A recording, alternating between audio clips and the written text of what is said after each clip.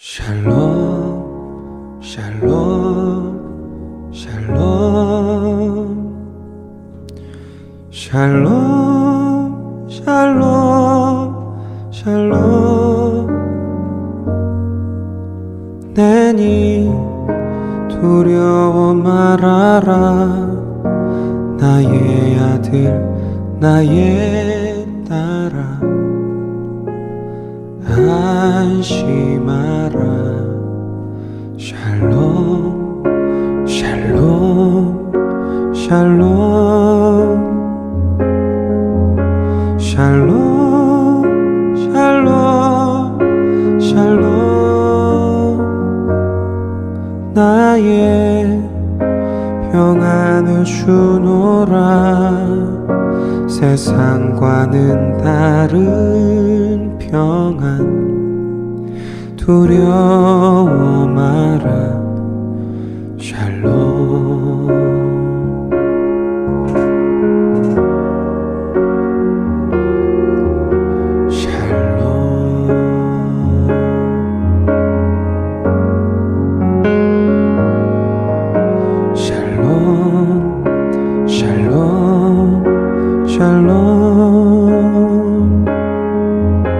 샬롬 샬롬 샬롬 내니 두려워 말아라 나의 사랑 나의 이스라엘 안심하라 샬롬 샬롬 샬롬 샬롬 샬롬 샬롬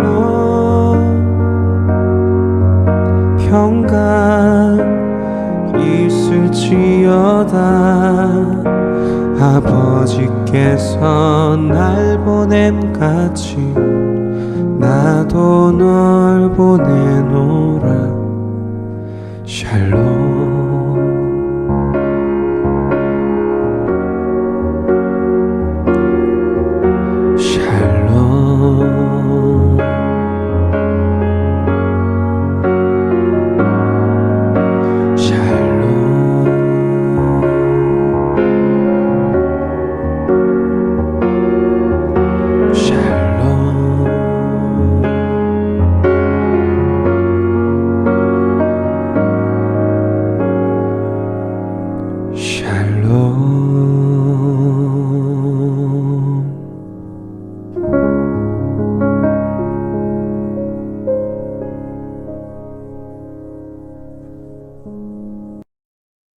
할렐루야. 하나님께서 오늘 우리 예배 가운데 함께 하시고 우리에게 큰 은혜 주실 것을 믿습니다. 우리 다 함께 사도신경으로 우리 신앙을 고백함으로 오늘 하나님께 드리는 예배를 시작하도록 하겠습니다. 나는 전능하신 아버지 하나님 천지의 창조주를 믿습니다. 나는 그의 유일하신 아들 우리 주 예수 그리스도를 믿습니다. 그는 성령으로 잉태되어 동정녀 마리아에게서 나시고 본디오 빌라도에게 고난을 받아 십자가에 못 박혀 죽으시고 장사된 지 사흘 만에 죽은 자 가운데서 다시 살아나셨으며 하늘에 오르시어 전능하신 아버지 하나님 우편에 앉아 계시다가 거기로부터 살아있는 자와 죽은 자를 심판하러 오십니다. 나는 성령을 믿으며 거룩한 공교회와 성도의 교제와 죄를 용서받는 것과 몸의 부활과 영생을 믿습니다. 아멘. 하나님이 영이시니 예배하는 자가 영과 진리로 예배할지니라. 아멘. 이 시간 우리 함께 하나님을 찬양하며 또 예배의 자리로 더 나아가기 원합니다.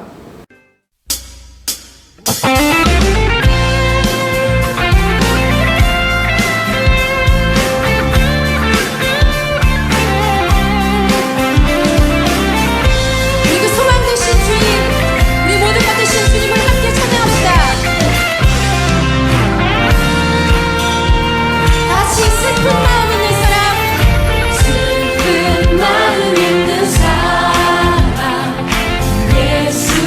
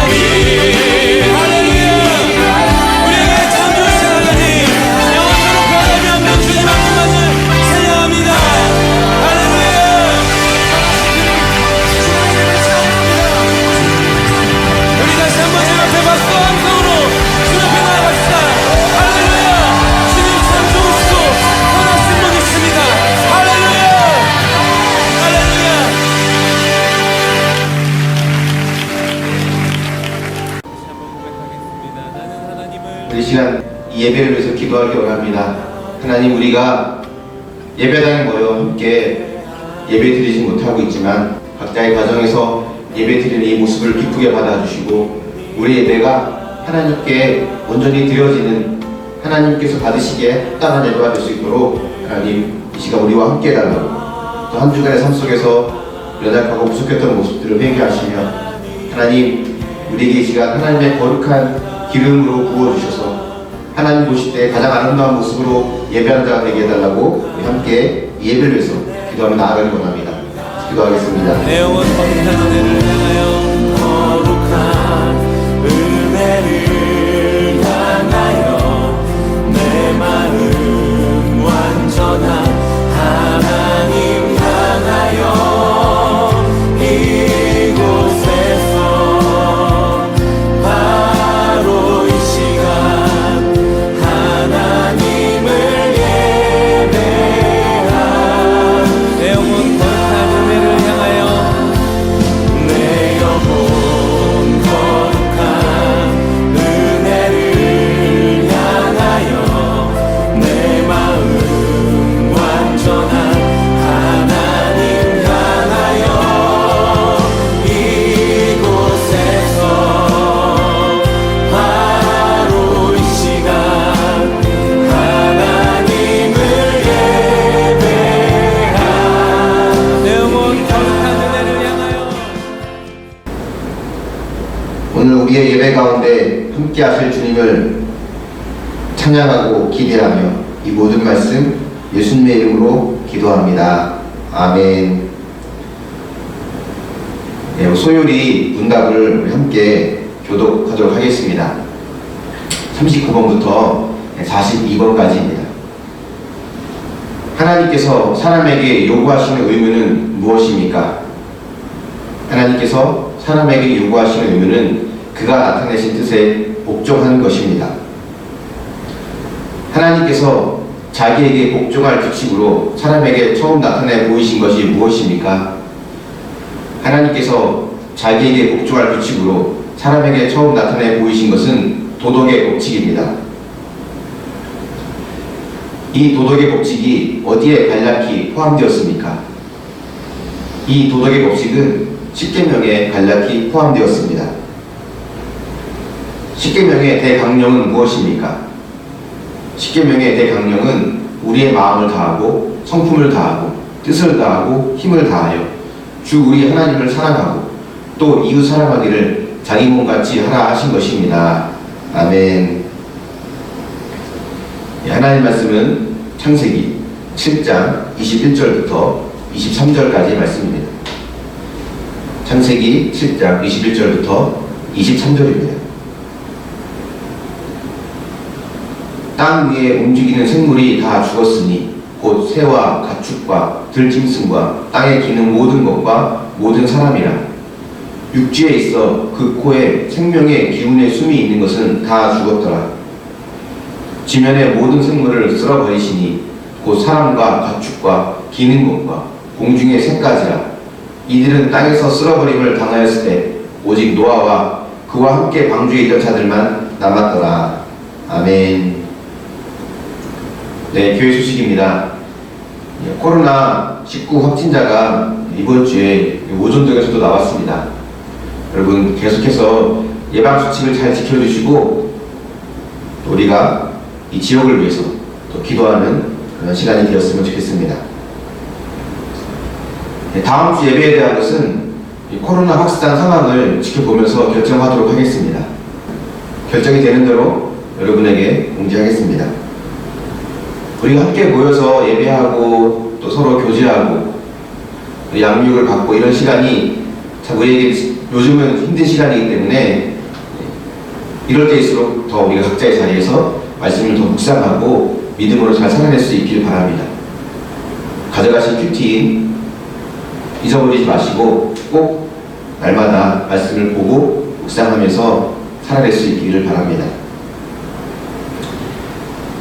예, 코로나 사태가 다음 주부터는 점점점 더 상황이 좋아질 거라고 또 예측을 하고 있는데요. 여러분 계속해서 기도해 주시고 미리 공지 말씀드린 대로 각 가정에서 모아진 헌금, 그 헌금은 이 대구 경북 지역이라든가 또 우리가 있는 지역이든 어디든 이 코로나로 인해서 어려움을 겪고 있는 사람들에게 흘려보내주시면 하나님이 더 기뻐하실 것 같습니다. 교회로 보내주시면 교회에서 그걸 모아다가 또 필요한 것에 흘려보내 사용할 수 있도록 하겠습니다. 여러분이 원하시는 대로 여러분 뜻대로 또 자원하는 마음으로 또 흘려보낼 수 있는 그런 은혜가 있길 바랍니다. 잠시 기도하겠습니다. 사랑의 하나님, 시간 우리가 하나님의 말씀을 또 접하며 하나님께 더 가까이 나아가기 원합니다. 하나님께서 이 가정에서 드리는 이 예배까지도 하나님 기쁘게 받으실 줄 믿습니다. 하나님, 하지만 우리가 무엇보다 어느 자리에 있든 하나님 말씀에 순종하며 믿음으로 살아낼 수 있는 하나님의 자녀가 되어지길 원합니다. 순종이 제사보다 낫고 하나님의 말씀을 듣는 것이 순양의 기름보다 낫다고 하셨는데, 하나님, 네가 어떤 시기가 되었든 요동하지 않고 믿음으로 잘 살아낼 수 있도록 인도하여 주시고, 오늘 말씀 속에서도 우리에게 주시는 말씀을 내 마음에 잘 새기고 한 주간도 승리할 수 있도록 인도하여 주시옵소서. 감사드리며 예수님의 이름으로 기도합니다. 아멘. 여러분, 한 주 동안 잘 지내셨습니까? 코로나 바이러스 확진자가 계속해서 늘어나고 있죠.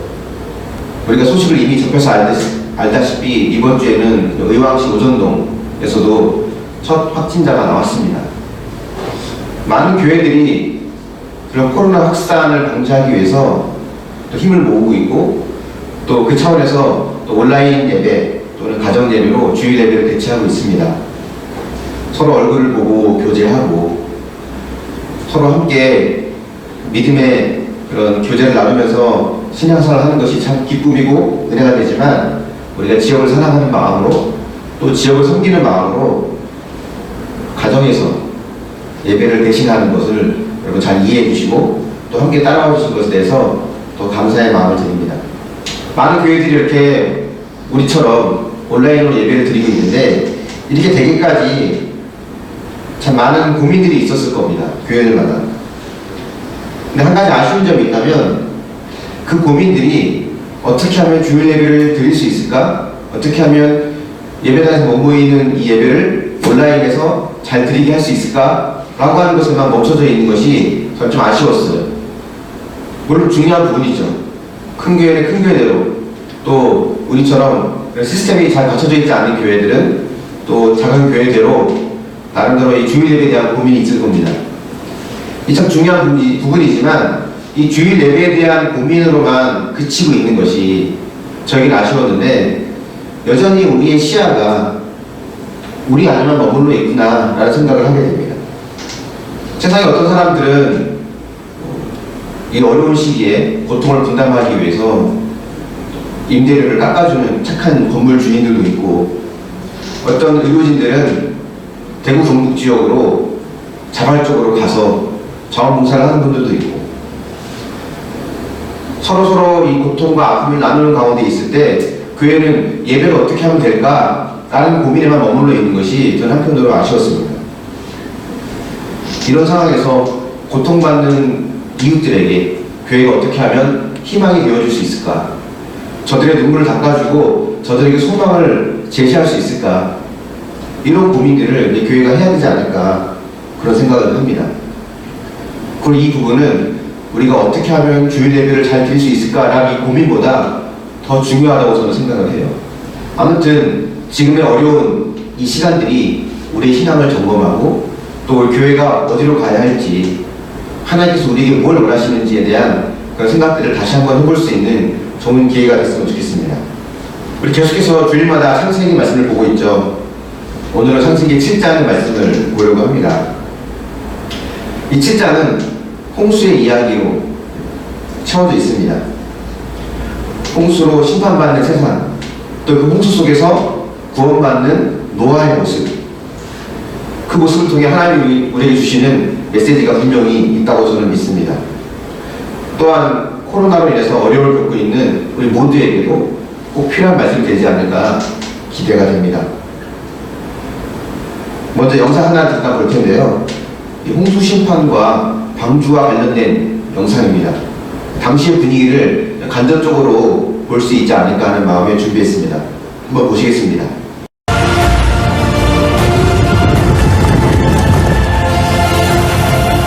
It begins.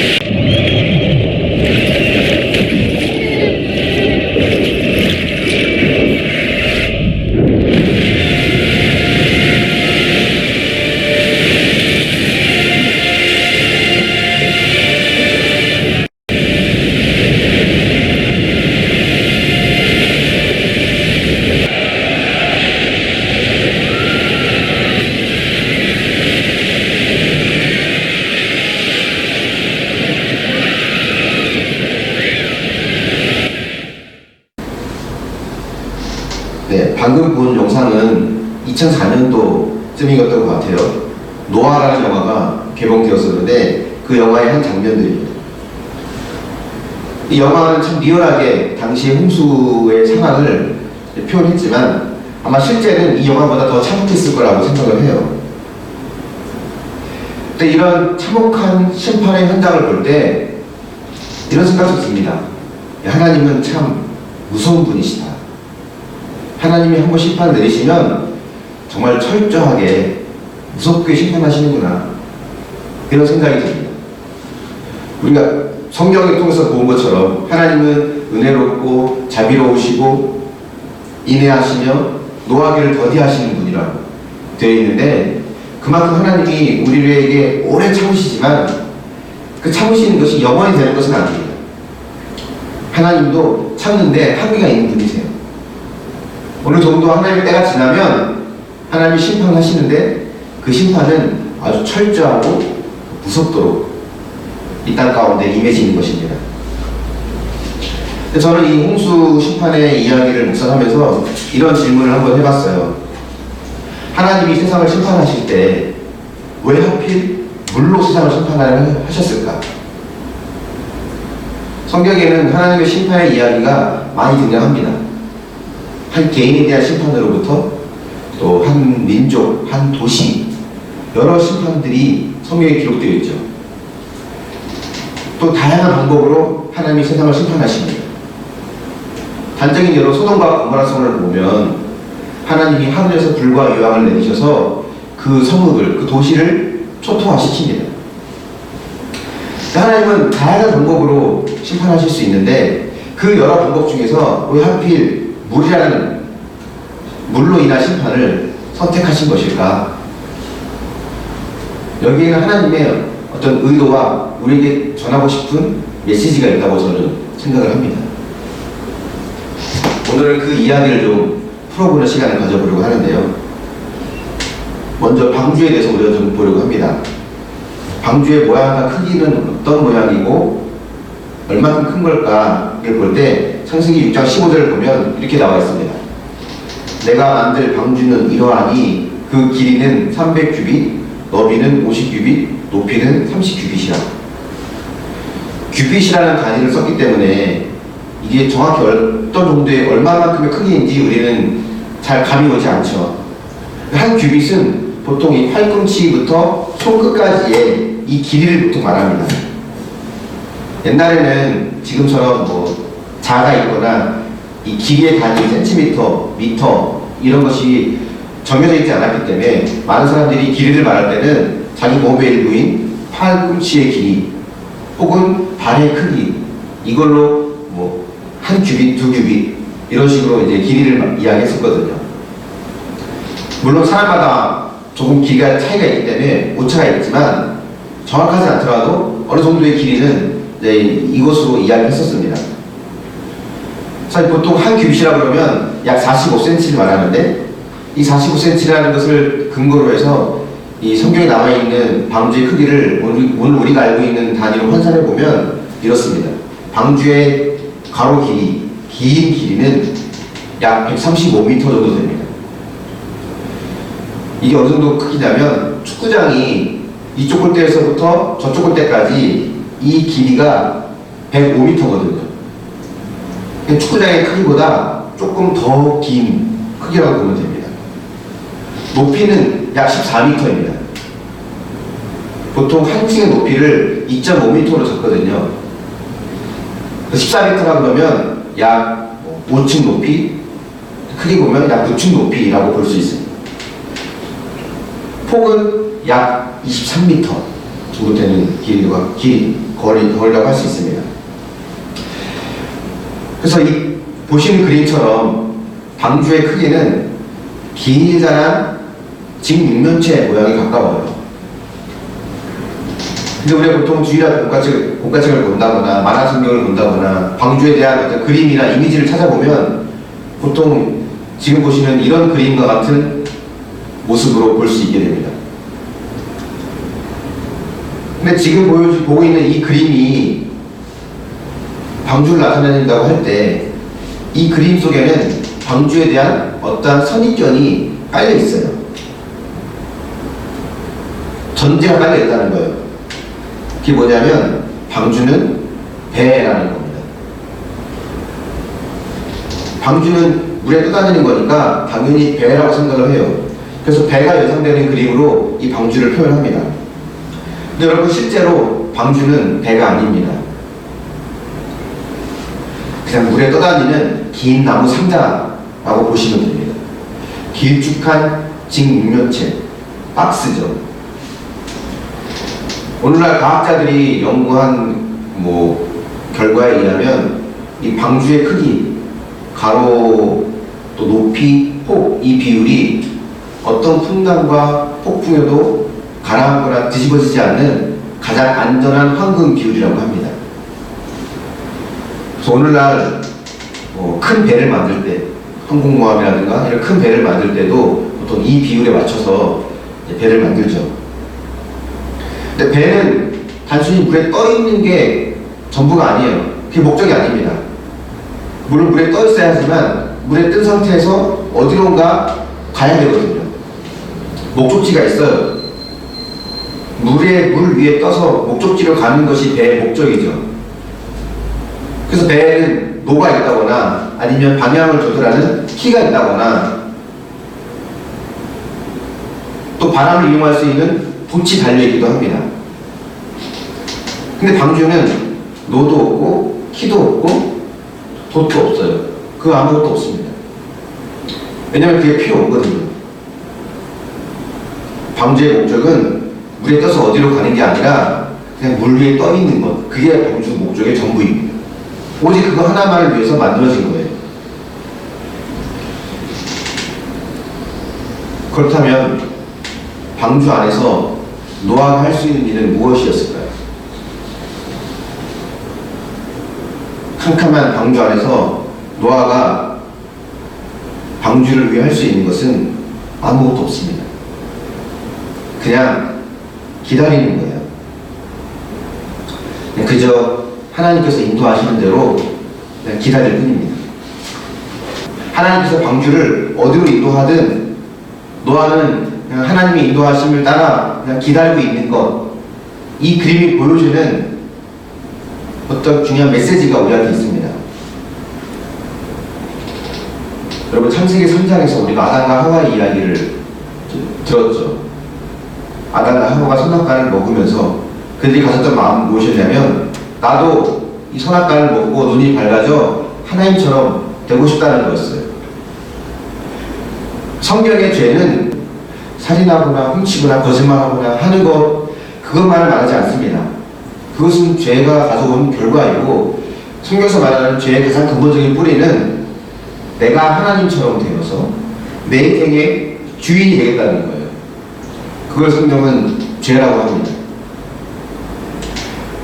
당시 노아의 홍수가 있기 전에 그때까지 세상 사람들의 삶은 무엇이었냐면 자기의 좋은 대로, 자기가 옳다고 생각하는 대로 자기 인생의 주인이 되어 하나님 없이 살았던 그 모습들이 세상에 가득했습니다.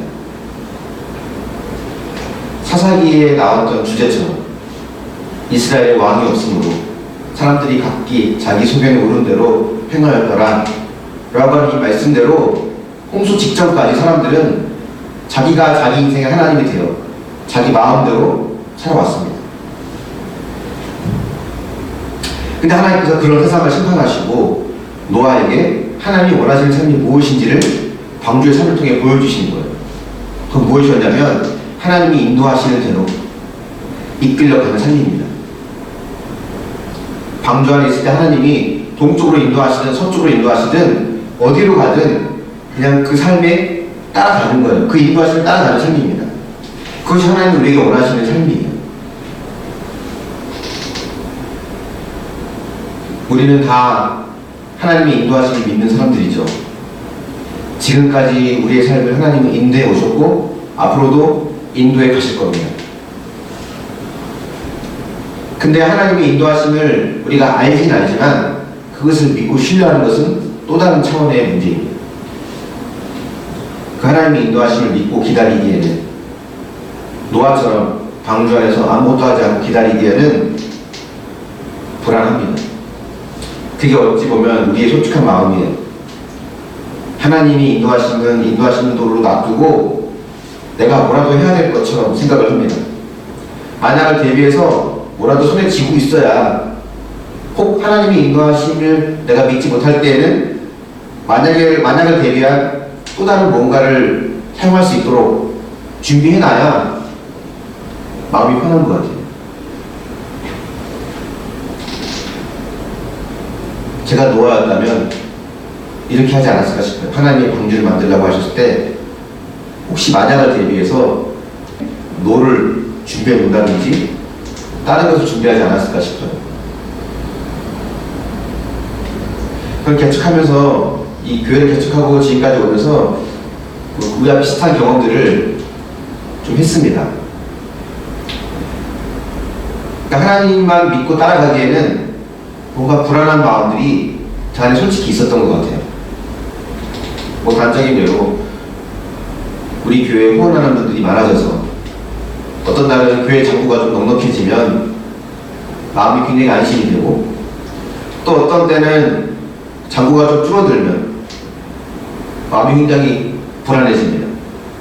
그냥 통장에 찍혀있는 숫자에 불과하다고 볼 수 있는데 그 숫자가 많고 적어졌다고 해서 지금 당장 뭐가 크게 변화되는 것은 없는데 숫자가 조금 많아지면 천국에 간 것 같고 숫자가 조금 줄어들면 왠지 지옥에 간 것처럼 그 불안한 마음이 제 안에 있는 것을 보게 돼요. 참 제가 참 약하다, 연약하다라는 생각을 하게 됩니다. 근데 우리는 다 그런 생각들을 하거든요. 방주 안에 가만히 있기에는 하나님만 믿고 의지하기에는 불안한 거예요. 근데 여러분, 근데 우리 이걸 기억해야 됩니다. 오늘 말씀에서 우리에게 보여주는 게 이거예요. 방주 안에 가만히 있으면 절대 뒤집어지지 않는다는 겁니다.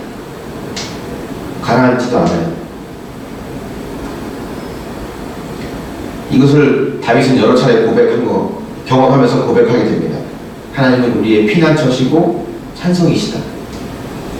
시편 18편 2절에 보면 다윗이 이렇게 말하죠. 여호와는 나의 반석이시고 요새이시고 나를 건지시는 이시고 하나님이시고 나의 밥이시고 방패이시고 구원의 뿌리시고 나의 산성이시라. 근데 여러분, 하나님이 이렇게 우리를 지키시고 보호하시는 분이라고 생각했을 때 우리가 또한 동시에 오해하지 말아야 될 것은 이거예요. 하나님이 나를 지키시기 때문에 내가 아무것도 하지 않는 것, 그것이 믿음이다 또 생각한다면 우리는 크게 착각을 하고 있는 겁니다. 아무것도 안 하는 것이 믿음이 아니에요. 어떤 분이 이야기한 것처럼 안 하면 하나님이 코로나로부터 나를 지켜주실 거다, 걸린 사람도 나을 거다 라고 말하는 것은 믿음이 아닙니다.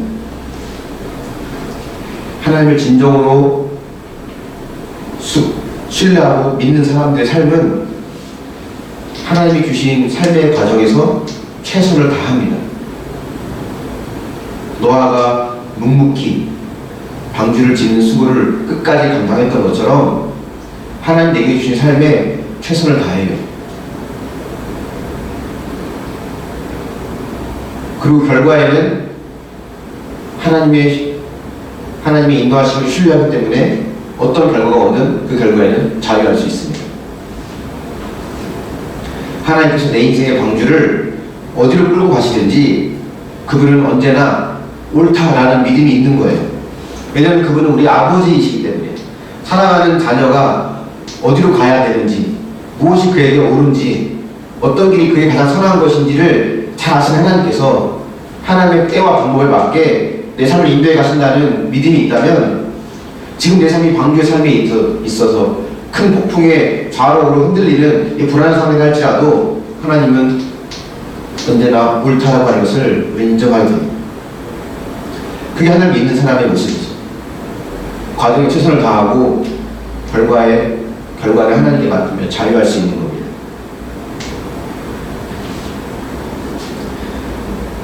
여러분, 성경에 보면 노아처럼 물에 떠다니면서 자기의 생명을 하나님께 맡긴 이야기가 하나 더 나옵니다. 노아가 방주를 지을 때 물이 새지 않도록 역청을 바른 것처럼 그 역청을 발라 물이 새지 않게 보호하고 또 물 위에 떠다니며 하나님께 자기의 생명을 맡긴 그 이야기가 성경에 하나 더 있다는 거예요. 어떤 이야기인지 혹시 아십니까? 다음 영상 보시면 아마 아실 겁니다.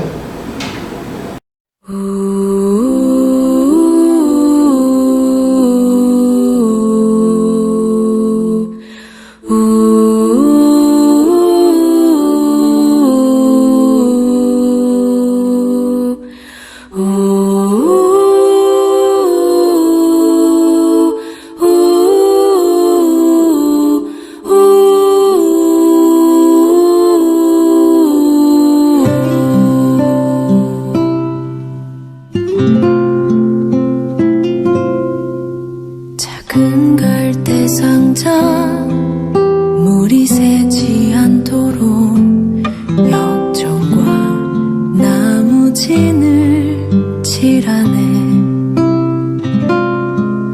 어떤 맘이었을까 그녀의 두 눈엔 눈물이 흐르고 흘러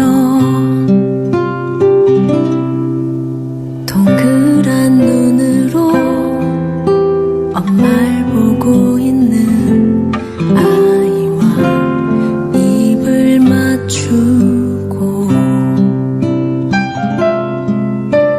상자를 덮고 가까이에 띄우며 간절히 기도했겠지. 정처없이 강물에 흔들흔들 흘러내려가는 그 상자를 보며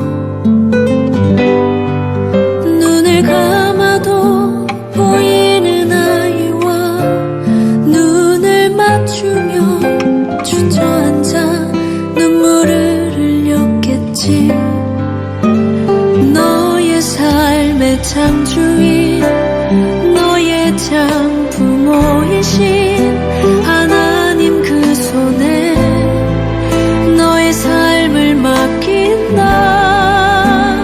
너의 삶의 창조인 너를 이끄시는 주 하나님 그 손에 너의 삶을 드린다.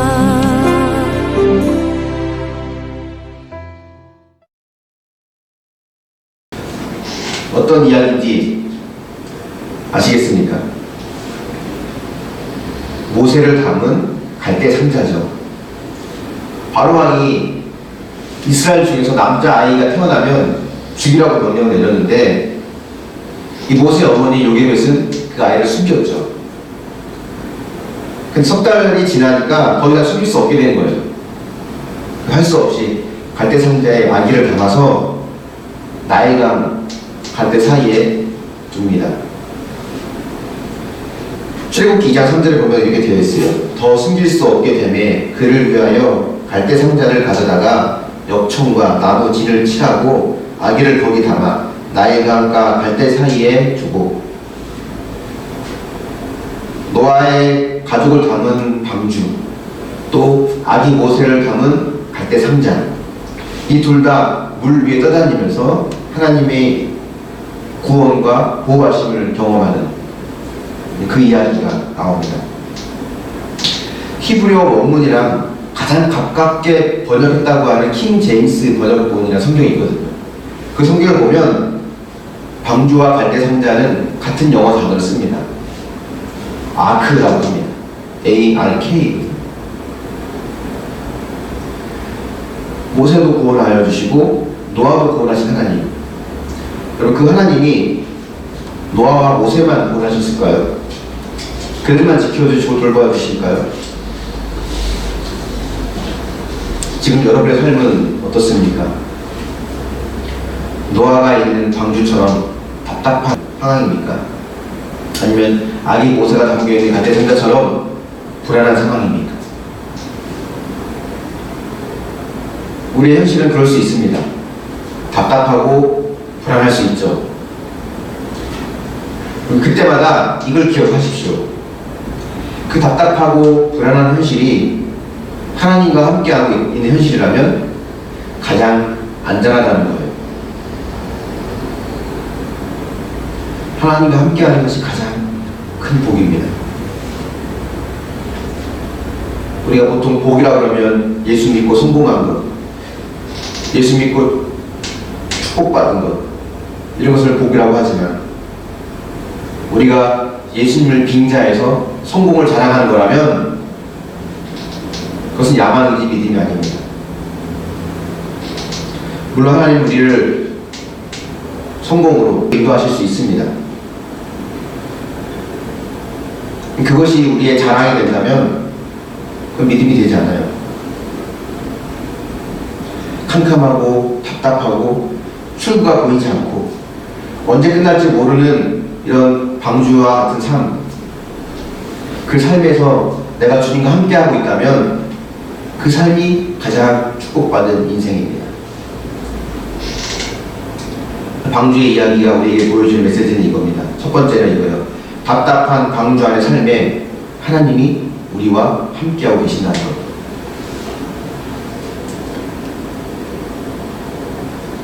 여러분 한번 묵상해 보십시오. 무엇이 여러분을 가장 힘들게 하고 있습니까? 무엇이 지금 가장 답답하고 불안하시나요? 그 방주의 삶에서도 그 답답하고 불안한 갈대상자와 같은 삶에서도 하나님 100% 옳은 분이라고 여러분 인정할 수 있습니까?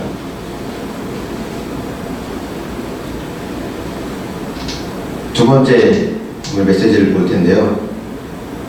창세기 7장 23절을 보면 이렇게 되어 있습니다. 지면의 모든 생물을 쓸어버리시니 곧 사람과 가축과 기는 것과 공중의 새까지라. 이들은 땅에서 쓸어버림을 당하였을 때 오직 노아와 그와 함께 방주에 있던 자들만 남았더라. 이 7장 23절은 홍수의 결과를 보여주는 거거든요. 이 홍수의 결과로 어떤 일이 행해졌냐면 모든 생물을 하나님께서 쓸어버리셨고 또 하나는 노아와 또 노아와 함께 방주에 있던 자들은 하나님께서 남겨두신 겁니다. 그 홍수를 통해 하신 일은 두 가지예요. 쓸어버리는 일과 남겨두시는 일. 이 두 가지를 하신 겁니다. 이 두 가지가 우리에게 시사하는 바가 큽니다. 하나님께서 우리 인생 가운데 때로는 홍수와 같은, 홍수 심판과 같은 큰 일을 그렇게 하시거든요. 근데 이건 역시도 하나님은 내 삶에서 쓸어버리기 원하시는 것이 있고 남겨두기 원하시는 것이 있다라는 것을 우리는 기억해야 됩니다. 지난주에 잠깐 언급해드린 것처럼 저희 집에 부도 사건이 있었을 때 하나님께서 어찌 보면 그 사건은 우리 가정에 주신 홍수 사건이거든요. 이 사건을 통해서 하나님께서 우리에게 또 쓸어버리신 것이 있고 남겨두신 것이 있을 텐데 어떤 것이 있을까 생각해 봤어요. 먼저 우리에게 쓸어버리신 것은 뭐였냐면 항상 우리 안에 있는 자기의, 왜냐면 저희 가족들, 저도 어릴 때부터 그런 얘기 많이 들었는데 순하다, 착하다, 성실하다, 바르다 이런 이야기를 많이 들었거든요. 저뿐만이 아니라 저희 부모님도 그런 평가를 들으셨던 것 같아요. 그러니까 자기 의로 이런 것들이 많이 있었습니다. 체면을 중요시 여기고 또 그러면서 서로 가족 간에 좀 무관심했던 모습들, 주변에 무관심한 모습들 이런 것들을 하나님께서 이 부도라고 하는 홍수 사건을 통해서 다 쓸어버리셨어요. 또 남겨두신 것이 무엇이 있는가를 봤더니 우리가 정말 큰 죄인이구나 라는 이 마음, 죄인이라는 마음을 남겨두신 것에 대해서 참 감사한 마음을 갖고 있습니다. 겉으로는 순하고 성실하고 착하다고 보여줘서 사람들은 그렇게 평가할지 모르지만 하나님 보실 때에는 저를 비롯한 우리 가족에게 있었던 완고하고 고집세고 이기적이었던 모습들, 또 돈을 좋아하고 그런 모습들을 보게 하셨거든요. 그래서 그것을 계기로 부모님이 하나님을 찾고 만나게 되고 지금도 빚진 자의 마음, 죄인의 심정으로 빚의 일부를 조금씩 갚아나가고 계십니다. 최악의 홍수 사건이었지만 결과적으로 지금 그렇게 보면 최고의 구원의 사건이 된 거예요. 여러분, 우리를 구원하셨다라고 하는 것, 우리에게 하나님께서 찾아오셔서 우리를 만나주시고 구원하신다는 사건은 우리가 기도했더니 병이 나았다, 또 기도했더니 하나님께서 빚을 다 갚아주셨다, 그래서 부도를 나았다, 이걸 말하지 않습니다. 우리가 병이 낫고 부도를 맞고 또 내가 원하는 것들이 이루어지고 물론 하나님 나를 그렇게 만나주기도 하시지만 정말 우리에게 주시는 구원의 사건은 이거예요. 내가 만난 홍수 사건을 하나님의 말씀으로 해석하고 그 속에서 내게 쓸어버리기 원하시는 것과 남겨두기 원하시는 것이 무엇인지를 분별하면서 하나님 앞에 회개의 자로 나아가는 것, 이게 하나님이 우리에게 주신 구원이라는 겁니다. 지금 우리나라가 겪고 있는 코로나19 사태, 이것도 어떻게 보면 우리나라에게 임한 홍수 사건이라고 할 수 있죠. 여기서 하나님이 우리로 하여금 쓸어버리기 원하시는 것은 무엇이고 남겨두기 원하시는 것은 무엇일까? 우리 이것을 한번 생각해 볼 필요가 있습니다. 어떤 것을 하나님 또 우리 민족에게, 우리나라에게, 또 우리 한국 교회들에게, 성도들에게 어떤 면을 쓸어버리기 원하실까를 봤을 때 저는 이런 생각이 들었어요. 코로나 때문에 밖에도 마음껏 나가지 못하고 또 마스크를 쓰니까 숨 쉬는 것도 불편하고 누굴 만나고 싶어도 만나지 못하고 이런 걸 겪으면서 자, 일상의 삶이 얼마나 소중했는지 거기에 대한 감사의 마음을 그건 잃어버렸구나. 감사하지 못하는 이 마음을 하나님이 이번 기회에 쓸어버리셨구나 라는 생각을 하게 됩니다. 또 하나는 이런 마음이 들었어요. 야, 우리 이웃의 아픔에 내가 전혀 공감하지 못하고 우리가 지금까지 나 혼자만, 내 가족만, 내 교회만 괜찮으면 상관없다는 마음이 늘 있어 왔구나. 하나님이 그것까지도 다 쓸어버리시는구나. 이런 생각을 하게 되었습니다. 근데 무엇보다 저에게 가장 크게 다가온 건 이거였어요. 교회가 그동안 너무나 헛된 것을 쫓아왔구나 라는 그런 마음이었습니다. 교인 수를 늘리고 교회 건물을 크게 짓고 그것이 마치 하나님 우리에게 주신 복인 것처럼, 그것이 하나님의 비전을 이루어가는 것처럼 그걸 보고 쫓아왔는데 하나님이 하루아침에 그 10,000명, 20,000명, 50,000명 모이는 예배당이 텅 빈 주일을 맞이하게 되고 그 큰 건물에 현관문이 자물쇠로 채워지고 이런 걸 보면서 그동안 우리가 소중히 여겼던, 중요하게 여겼던 그 부분들이 얼마나 하나님께서 하루아침에 후 불며 날아갈 수밖에 없는 험한 것이었나, 헛된 것들이었나라는 것을 보게 돼요. 그래서 이 코로나를 통해서 하나님께서 한국교회에 그동안에 담겨져 있던 헛된 욕망들을 쓸어버리셨다라고 저는 생각을 합니다. 또 남겨두신 것은 무엇일까? 보니까 하나님께서 또 우리 모두에게 회개의 마음을 남겨주셨다고 저는 생각을 합니다. 교회로서 그동안 교회가 어찌됐던 모습들, 또 사회의 일원으로서 우리가 지역을 사랑하고 섬겨야 하고, 또 그리스도인으로서 그리스도의 사랑으로 이웃을 사랑해야 함에도 불구하고 그렇게 살지 못하고 거기에 대해 관심을 갖지 못했던 것들을 깨닫게 하시고 회개할 수 있는 마음을 하나님 우리 모두에게 또 한국교회에게 주셨다라고 저는 믿어요. 이 사태가 진정이 되면 교회들이 각성을 하고 하나님께서 교회를 통해 하시고자 하는 일이 무엇인지 또 무엇을 추구하기 원하시는지를 진지하게 고민하는 시간을 가졌으면 좋겠습니다. 어떻게 보면 지금의 이 어려움의 시간들이 하나님께서 우리로 하여금 그동안 잘못 나갔던 방향을 하나님께로 돌이킬 수 있는 기회로 삼기를 원하신다고 저는 생각을 합니다. 노아의 방주, 그 안에서의 생활은 어땠을까요? 답답했을까요? 시간이 빨리 갔을까요? 늦게 갔을까요? 노아가 방주에서 보낸 시간은 성경을 보면 총 370일 정도 됩니다. 1년하고 좀 더 되는 시간이죠. 1년이 길게 느껴졌을까, 짧게 느껴졌을까? 뭐 노아가 어떤 마음을 가졌는지 우리는 알 수 없지만 사실 노아 입장에서 보면 답답했을 만도 합니다.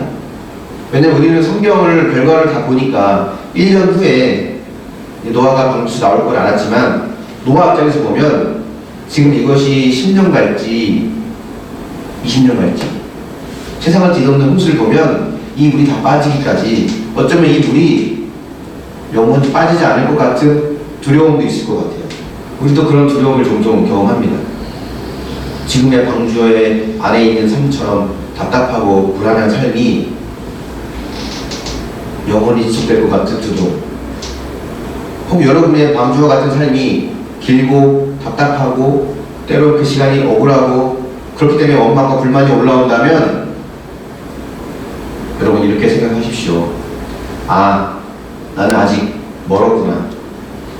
나는 아직 내가 죄인이라고 하는 것을 인정하지 못하고 있구나. 그 시간이 길고 답답하고 또 그걸 통해서 억울하고 원망이 올라올 때에는 어떤 마음이 있는 거냐면 나는 여기 있을 사람이 아니야. 나는 당연히 이것보다 더 나은 교육을 받아야 돼. 나는 저 사람보다 더 나은 조건에 있어도 당연하고 나는 그럴 자격이 있는 사람이야 라는 마음이 남아있기 때문에 방주 안에 있는 삶이 감옥 같고 답답한 거예요. 내가 얼마나 심각한 죄인인지, 나 역시도 저 방주 바깥에 있는 사람들처럼 하나님의 심판에 의해서 멸망당하고 죽어 마땅한 사람이라고 해서 내가 인정할 때 그 방주 안의 삶은 원망과 불평이 아니라 감사와 기쁨의 시간이 되는 겁니다. 천국을 누릴 수 있는 가장 빠른 길은 내 죄를 보는 거예요. 내가 죄인이라는 것을 인정하는 겁니다. 그렇게 내 죄를 보면 뼛속까지 죄인인 나의 모습을 보고 인정하게 되면 자연스럽게 이렇게 죄인인 나를 끝까지 기다려주시고 또 나를 구원해주기 위해서 손을 내밀어 주시고 나와 영원히 함께하기 위해서 지금의 나를 변화시켜 가시고자 일하고 계시는 그 하나님의 사랑에 감사할 수밖에 없습니다. 근데 우리는 늘 내 죄를 보기보단 남의 죄를 잘 보죠. 그 인간의 죄가 내 눈에 잘 들어옵니다. 그래서 우리는 늘 억울하고 늘 짜증이 날 때도 있습니다. 하나님께서 여러분에게 홍수의 사건을 주셨다면 하나님은 그걸 통해서 여러분에게 쓸어버리기 원하시는 옛사람의 모습이 있고 남겨두기 원하시는, 회복하기 원하시는 새 사람의 모습이 있다는 것을 기억할 수 있길 바랍니다. 하나님의 자녀라면, 하나님의 성도라면 이 땅에 살아가면서 하나님이 아닌 다른 것을 의지하고 살아가는 내 옛사람의 모습들, 돈을 의지하고 사람을 의지하며 또 내 소변에 오른도를 하고자 하는 내 안에 이런 욕심과 욕망들을 심판하는 사건이 반드시 찾아옵니다. 그 과정을 통해서 하나님은 또 우리 안에 새 사람을 새롭게 일으켜 세우시는 거예요. 그래서 홍수의 사건은 쓸어버린 사건인 동시에 새 창조의 시간이기도 합니다. 그래서 우리는 이 사건을 통해 날마다 내 옛사람을 죽고 새 사람은 새로워지는 은혜를 경험하는 거죠. 그래서 홍수가 주는 두 번째 메시지는 이겁니다. 우리에게 허락되어진 홍수의 심판은 나를 새롭게 하시는 하나님의 은혜다라는 것. 여러분 한번 묵상해 보십시오. 홍수 사건을 경험하셨습니까? 지금도 홍수 사건을 겪고 있나요? 방주 안에서 홍수가 지나가기를 여러분 어떻게 견디며 기다리고 있습니까? 그 기다림을 통해서 내 안에 쓸어버려야 할 내 모습은 무엇이고 회복되어야 될 새 사람의 모습은 무엇일까요? 한번 여러분 곰곰이 묵상해 보시길 바랍니다. 오늘 말씀의 결론을 맺겠습니다. 여러분, 왜 하나님께서 물로 세상을 심판하셨는지, 왜 다른 것이 아닌 물로 인한 심판을 선택하셨는지 이제 하나님 여러분 깨달아지시나요? 그렇게 하신 하나님의 마음이 여러분 느껴지십니까? 우리가 7장을 전체를 다 보지 않았지만 결과는 이렇습니다. 여러분, 홍수는 언젠가는 끝입니다. 우리가 지금 현재 겪고 있는 어려운 코로나 바이러스 사태도 그칠 때가 옵니다. 영원할 것 같던 홍수였지만 때가 되니까 물이 다 빠지고 모든 것이 정상으로 돌아왔어요. 그때까지 노아가 한 일은 그냥 견디는 거였습니다. 기다리는 거였어요. 이걸 앞당기기 위해서 노아가 뭐 한 게 없습니다. 견디기 힘든 그 시간이 사실은 나의 옛사람을 죽이고 새 사람으로 살아나게 하시는 하나님의 구원의 사건이죠. 여러분, 누구에게나 최악의 홍수는 있습니다. 저에게도 있고 여러분에게도 있을 겁니다. 어떤 사람에게는 이것이 최악의 사건으로 끝나지만 또 누군가에게는 최고의 구원 사건으로 끝나기도 합니다. 단순히 어떠한 어려움에도 긍정적인 마음을 가져라, 다 잘 될 거야 라고 하는 낙관적인 마음을 가져라, 그런 것이 아니에요. 지금 어찌 보면 답답하고 불안한 이 방주와 같은 삶의 현실에서 우리가 천국을 경험할 수 있는 길은 이 두 가지를 경험할 때입니다. 100% 죄인인 나, 저 방주 밖에 있는 사람들처럼 당연히 심판받아 주고 마땅한 나 자신을 인정하는 것, 그 동시에 100% 모르신 하나님을 인정하는 것. 지금의 이 홍수마저도 나를 멸하기 위함이 아니라 나를 새롭게 하기 위함임을 인정하면 뼛속까지 죄인인 나를 이렇게까지 사랑하시고 나를 이렇게 새롭게 하셔서 영원히 함께 있고 싶어하는 그 하나님의 마음이 너무 감사할 수밖에 없는 거예요. 방주 안에서 나와 동행하시고 나를 안아주시고 또 하나님의 사랑을 통해 심판과 평안과 안식을 누릴 수 있도록 인도해 가시는 하나님의 은혜를 기억하며 하나님과 함께하는 저와 여러분이 될 수 있기를 예수님의 이름으로 축원합니다. 아멘. 이 시간 함께 찬양하며 또 기도의 자로 나아갈 게 없는데요. 우리 아까 잠시 중간에 봤던 요게벳의 노래라는 이 영상을 함께 보기 원합니다. 여러분 혹시 안 찬양이면 같이 부르시고, 혹시 모르시더라도 또 가사의 내용을 생각하시면서 오늘 말씀을 또 깊이 묵상하며 기도의 자로 나아갔으면 좋겠습니다. 함께 찬양으로 이렇게 나아가겠습니다.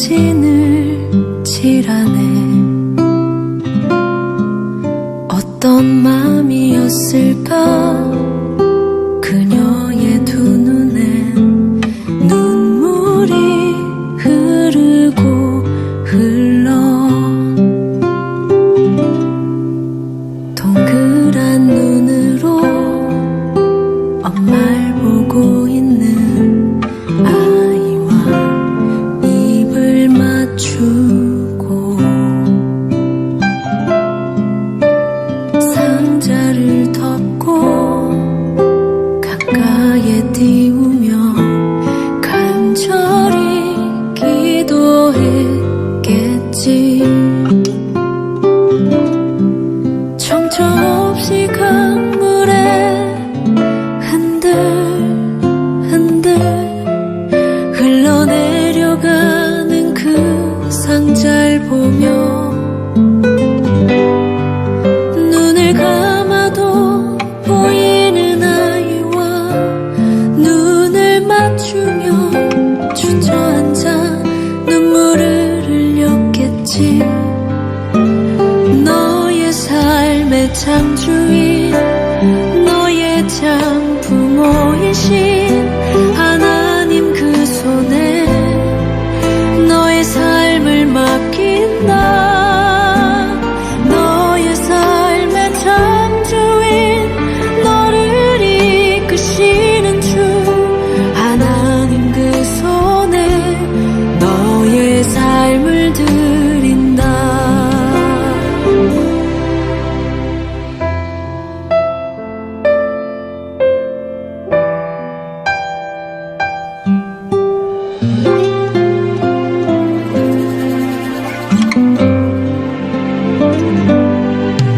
어떤 마음이었을까 그녀의 두 눈에 눈물이 흐르고 흘러 정처 없이 강물에 흔들흔들 흘러내려가는 그 상자를 보며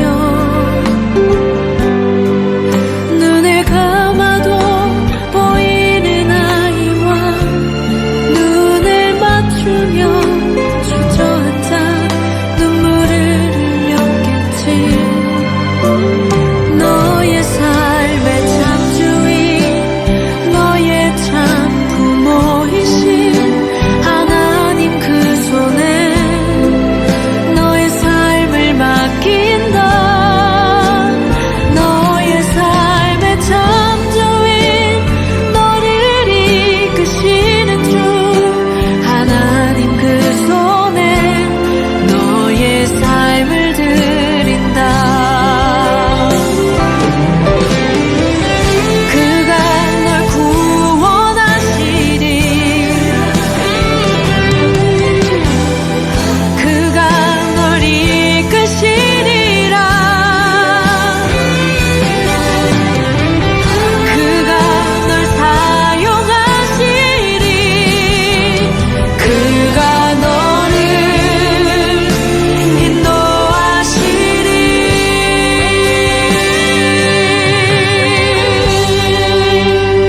너의 삶의 창조인 너의 삶의 창조인 너의 참 부모이신 하나님 그 손에 너의 삶을 맡긴다. 너의 삶의 창조인 너를 이끄시는 주 하나님 그 손에 너의 삶을 드린다. 너의 삶의 창조인 너의 참 부모이신 하나님 그 손에 너의 삶을 맡긴다. 너의 삶의 창조인 너를 이끄시는 주 하나님 그 손에 너의 삶을 드린다. 어떤 마음이었을까 그녀의 두 눈엔 눈물이 흐르고 흘러.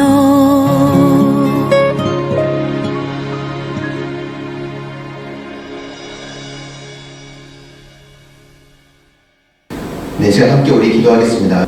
주님, 이 예배를 통해서 우리가 들은 말씀처럼 하나님 내가 100% 죄인인 것을 인정하기 원합니다. 내 삶에 허락되신 이 구원의 방주의 사건을 통해서 하나님은 언제나 옳으신 분이라는 것을 고백하고 인정할 수 있길 원합니다. 지금 이해되지 않는 사건이지만 하나님, 답답하고 불안한 현실이 나의 옛사람을 죽이고 세상을 회복하게 하시는 하나님의 은혜인 것을 고백하기 원합니다. 하나님, 저에게 그걸 볼 수 있는 믿음의 눈을 열어주시고 하나님, 믿음으로 잘 승리하고 이겨나갈 수 있도록 도우시고 함께 해달라고, 특별히 이 나라와 민족을 위해서 기도해 주십시오. 하나님, 이 코로나 사태가 속히 종식될 수 있도록 하나님 인도해 주시고, 고통 가운데 있는 자들 하나님 위로해 주시고 회복시켜 주시며, 또 일선에서 수고하는 많은 의료진들과 하나님 공직자들에게도 하나님 함께해 주셔서 하나님 은혜 가운데 큰 회복이 있도록 주님 함께 해달라고 같이 기도하겠습니다. 흐르고 흘러 동그란 눈으로 엄마를 보고 있는 아이와 입을 맞추고 상자를 덮고 가까이에 띄우며 간절히 기도했겠지. 정처없이 강물에 흔들흔들 흘러내려가는 그 상자를 보며 눈을 감아도 보이는 아이와 눈을 맞추며 주저앉아 눈물을 흘렸겠지. 너의 삶의 창조인, 너의 장부모이신 하나님 그 손에 너의 삶을 맡긴다. 너의 삶의 창조인, 너를 이끄시는 주 하나님 그 손에 너의 삶을 드린다.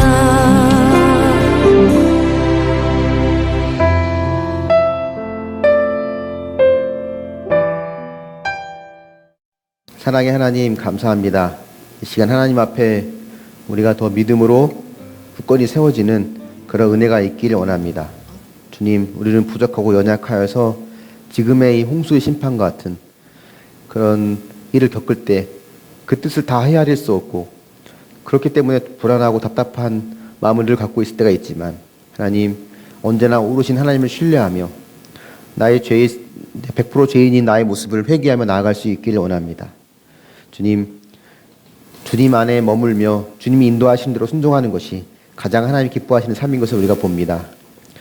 내가 어디에 있든 하나님의 뜻을 따라갈 수 있도록 주님 함께하여 주시고, 하나님, 무엇보다 하나님, 이 어려움의 시간들을 통해서 내게 쓸어버리기 원하시는 것이 무엇이고 남겨두기 원하시는 것이 무엇인지를 또 분별하며 하나님이 주시는 참된 구원과 기쁨을 경험할 수 있도록 인도하여 주십소서. 특별히 나라와 민족을 불쌍히 여겨주시고 이 땅 가운데 있는 이 고통의 시간들이 속히 하나님 끝날 수 있도록 주님 은혜를 베풀어 주시옵소서. 하나님만 바라보고 하나님만 의지하며 나아갈 수 있길 원합니다. 하나님, 또 그러므로 인해서 지금까지 우리에게 있었던 헛된 욕망들이 다 사라지고 정말 하나님이 원하시는 것이 무엇인가를 생각하며 하나님 뜻대로 세워질 수 있는 또 우리 교회와 또 이 나라와 민족이 될 수 있도록 인도하여 주십소서. 지금은 나를 위해 십자가에서 죽어주신 우리 주 예수 그리스도의 크신 은혜와 영원 전부터 나와 함께 하시는 하나님 아버지의 무궁하신 사랑하심과 늘 우리를 도우시고 우리와 함께 하시는 성령님의 충만한 역사가 오늘도 주의 말씀을 듣고 어떤 상황에서든지 하나님의 오르심을 인정하며 나의 연약함을 또 회개하며 믿음의 길로 나아가기를 결단하고 소망하는 모든 주의 백성들 머리 위에 그들의 가정과 교회와 직장과 이 나라와 민족과 일방들 위해 이제로부터 영원까지 함께 있을지어다. 아멘. 네, 수고하셨습니다. 이것으로 예배를 마칩니다. 한 주간도 지혜의 은혜로 승리하시고 건강 잘 챙기시길 바랍니다. 네,